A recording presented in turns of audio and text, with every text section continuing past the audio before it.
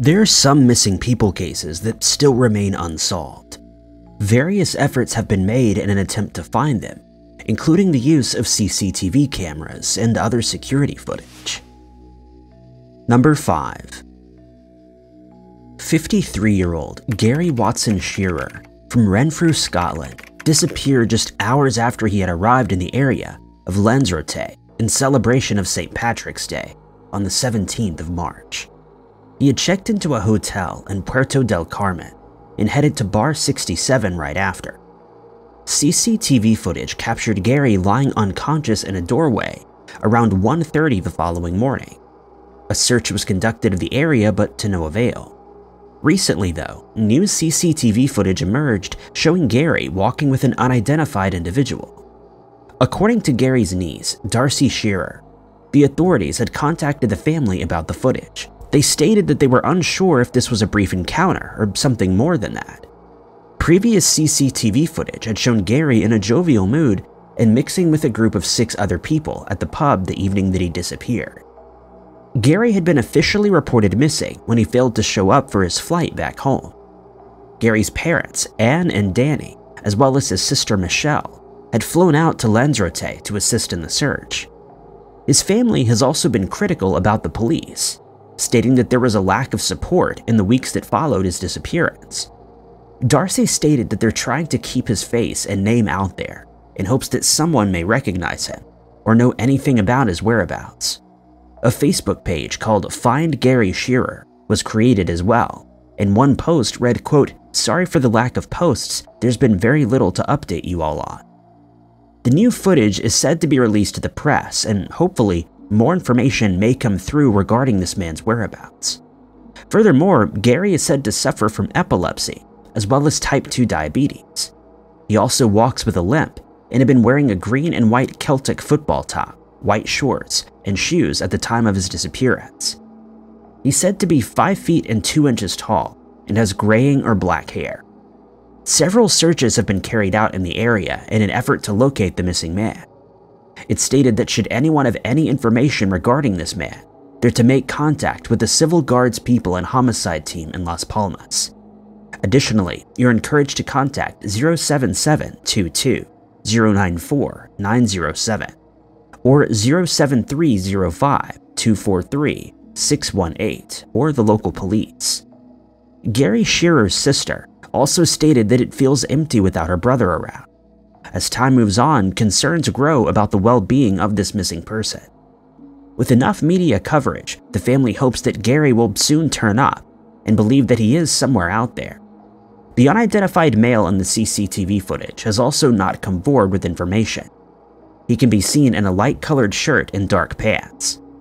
Efforts to find the man are still being stressed, and his case remains open and unsolved to this day for the time being.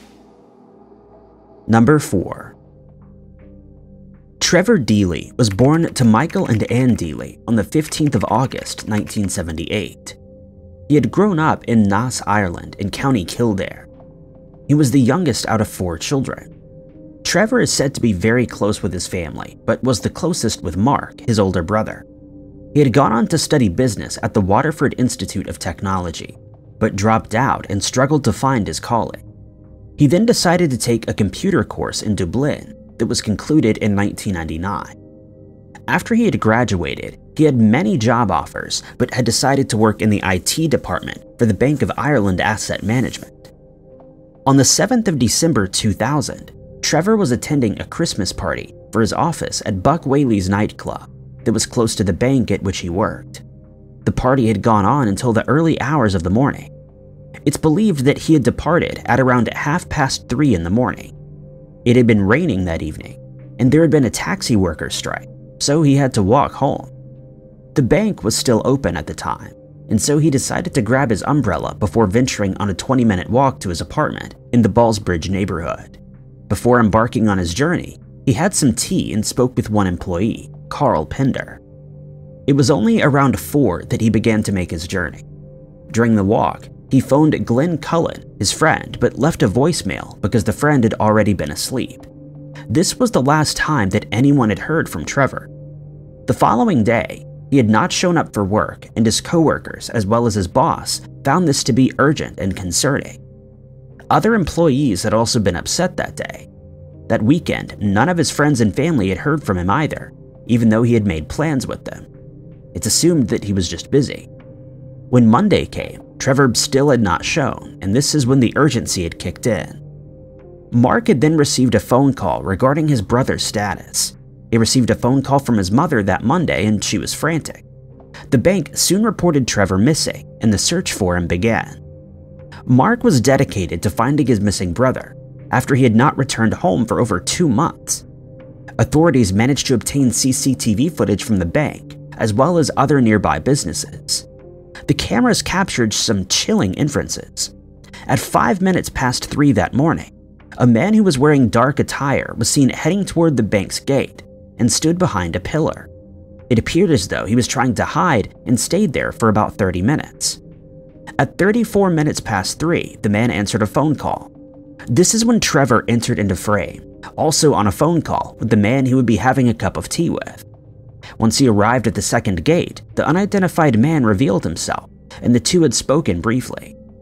Trevor entered his workplace, and soon another 2 men appeared at the gate, staring through it, but they were later found to be co-workers and had been cleared as suspects. The mystery man eventually walked out of frame. At 4 a.m., Trevor left the bank and headed for his apartment. 14 minutes later, he's seen passing by an ATM close to Haddington Road and Bagot Street Bridge. About 30 seconds later, the mystery man reappeared and was seen heading quickly in the same direction as Trevor. Trevor's friends and family had handed out flyers and went door to door in an effort to find the missing man. He's since been missing for 23 years and would now be 45 years old. He's said to be 6 foot 3 inches tall. He had red or blonde hair and green eyes. At the time, he had a thin build and is said to have had a distinctive gait and walked with his arms straight down. He'd been wearing a yellow and brown shirt with beige pants and had a blue ACC golf umbrella. Should anyone have any information regarding the whereabouts of this man, they're encouraged to contact Crime Stoppers at 1-800-250-025. The case was reopened in 2016, and another anonymous tip was received in 2017 that stated they know what happened to Trevor. According to the tipster, the man who followed Trevor was part of a local gang who wanted to gain access to the bank. They suggested that Trevor had been buried in Dublin, but after several weeks of digging, no body was discovered. It was then suggested that the tip may have been based on a mistaken identity. The search was called off, and to this day, Trevor Dey remains a missing person. Number 3. Michaela Margaret Kim went missing on the 12th of April 2016. She was born on the 2nd of July in 1999 and would now be 23 years old. Michaela has been missing for 7 years. At 41 minutes past 6 in the morning, on the 12th of April, Michaela messaged her friend, Askana, and asked if she could drive her to the bank, stating that she had $5,000 in her account. Upon investigating, authorities found that this wasn't true. Askana had declined, and at 20 minutes past 8, Michaela attended her classes at Sacred Heart High School. She would then go on to exit through a back entrance and make her way to the bank between 8:50 and 8:55. The bank had captured her on CCTV talking to someone on the phone, but when the bank teller opened the shutters, she had quickly ended the phone call. She then drew $55 from her account. Not long after, she had entered a pawn shop to pawn a silver ring, but the owner refused it. The next time Michaela was caught on CCTV footage was when she entered a combined Tim Hortons and Wendy's restaurant at 9:15. She'd ordered a drink and sat in a booth with her backpack alongside her. During her stay at the apartment, she'd been nervously looking at the entrance.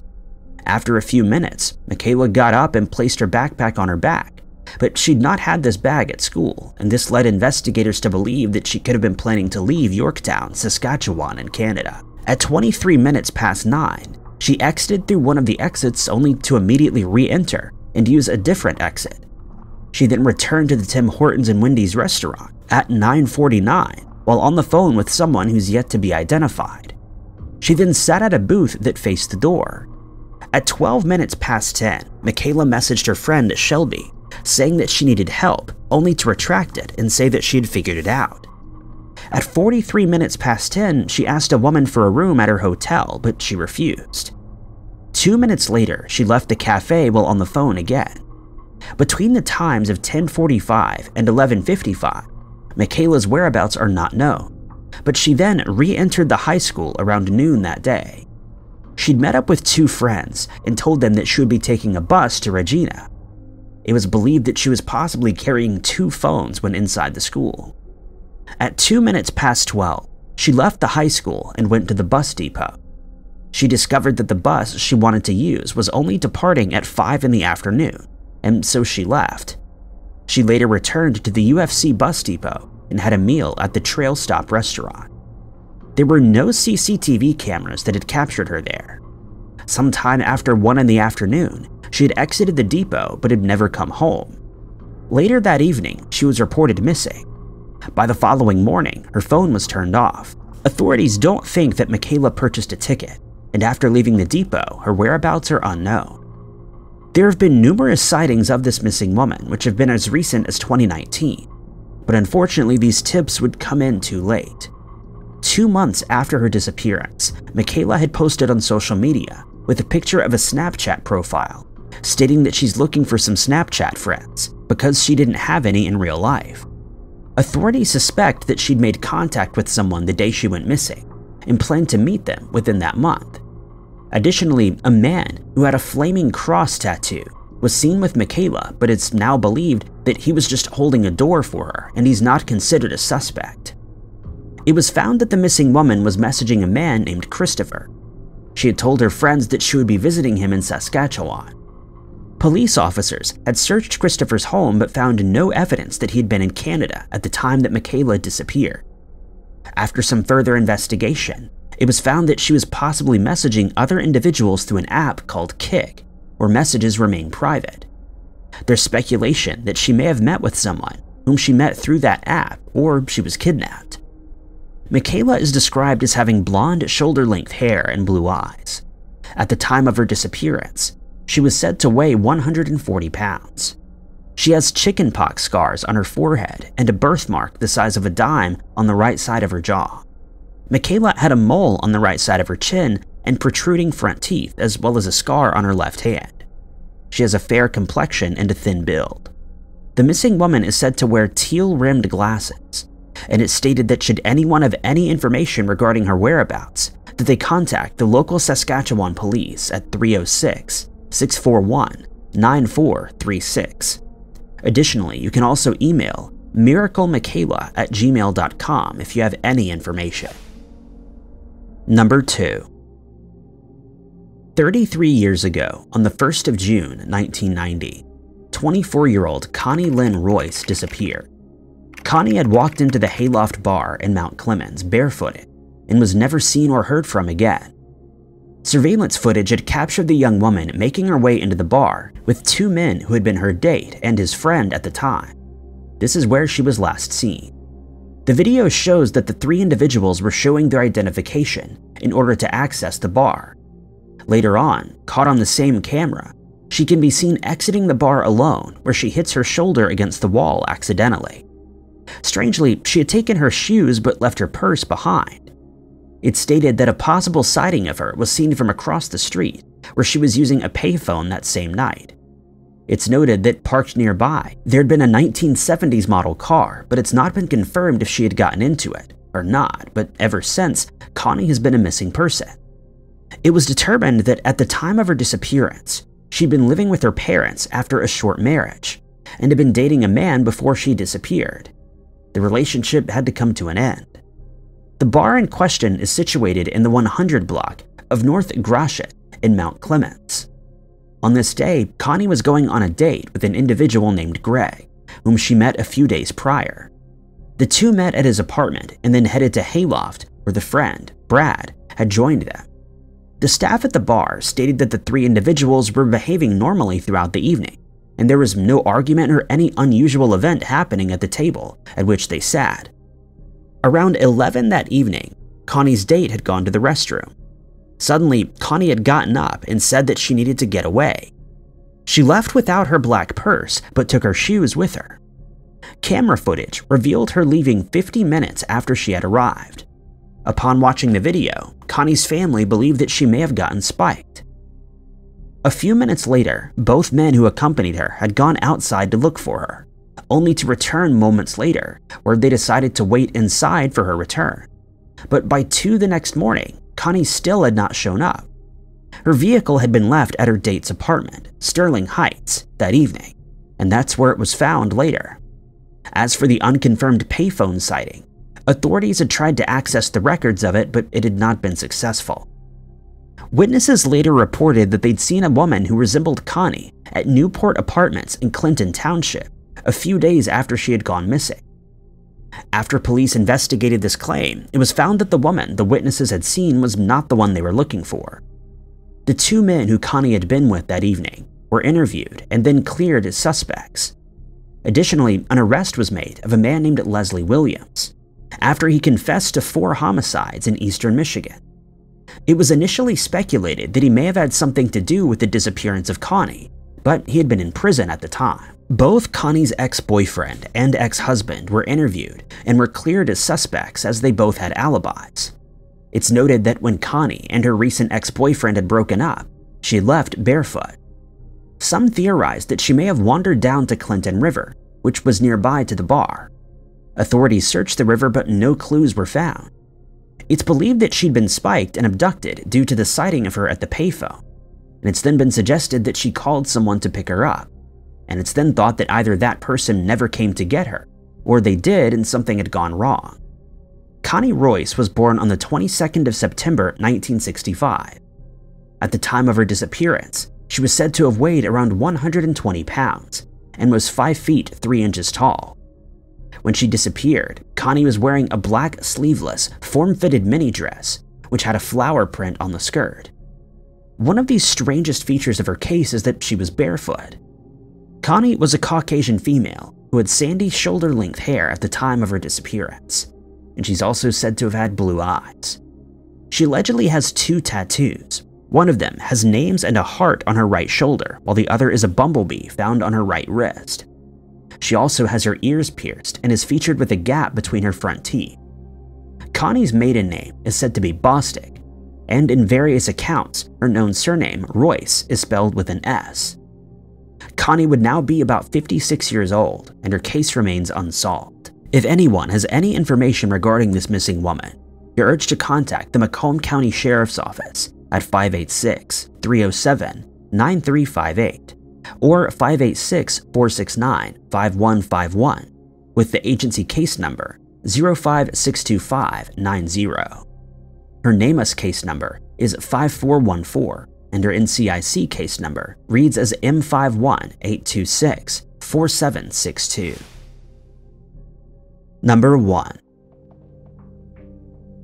On the 17th of August 2017, Hop Van Nieuwen, a 32-year-old, disappeared in Grand Prairie, Texas, never to be seen or heard from again. Hop was born on the 11th of December in 1984. At the time of his disappearance, he weighed 165 pounds and stood at a height of 5 feet and 11 inches tall. He's characterized as an Asian male with black hair and brown eyes. He's said to have a scar behind his right ear, and the very tip of his right index finger is missing. Additionally, he has a half-sleeve dragon tattooed on his right arm, and the letters TFT on the inside of his right arm. He's also of Vietnamese descent. Hop was last seen on State Highway 161, driving a white Nissan 350Z convertible. He exited Lower Tarrant Road in Grand Prairie at around 10:30 on the evening of the 17th of August. Later, this vehicle had been found abandoned. The eerie part of this entire case comes in with the doorbell camera footage. In a 1-minute and 2-second long video, an unidentified male wearing dark clothing and a cap can be seen backing up toward the door, where they then place a piece of paper over the doorbell camera. For the rest of the video, the paper and a part of the wall is all one can see.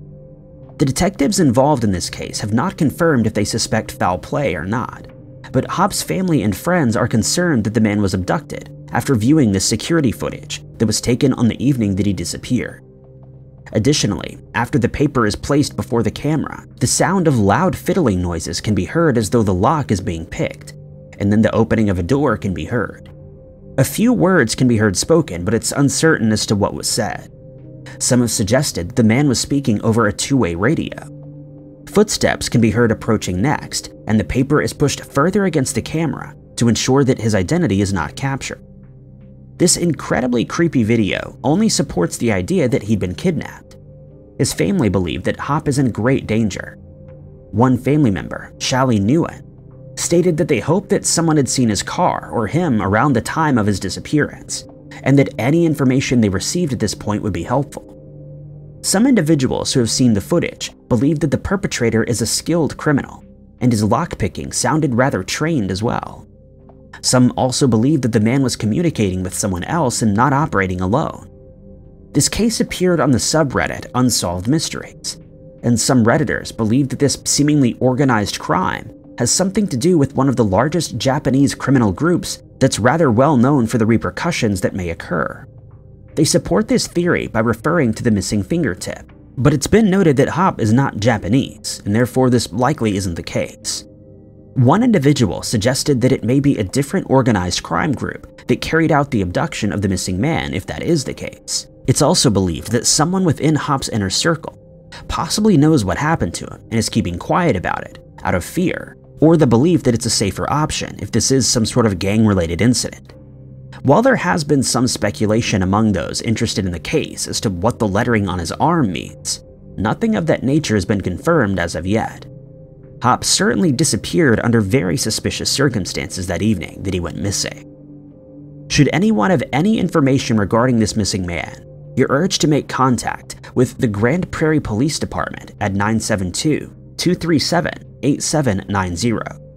The agency case number is 170001-7223. Finding Hop Van Nguyen is certainly an urgent matter, as he may be an endangered individual. It's not been determined who was the last person to see him. His case is still open and under investigation, with hopes that useful tips are brought in that would aid in locating this missing man. Thank you guys so much for watching. If you liked this video, be sure to hit that like button. Also, don't forget to subscribe and click that notification bell to keep up to date with all of our future uploads. But my name is Ty Knotts, and I'll catch you guys in the next video.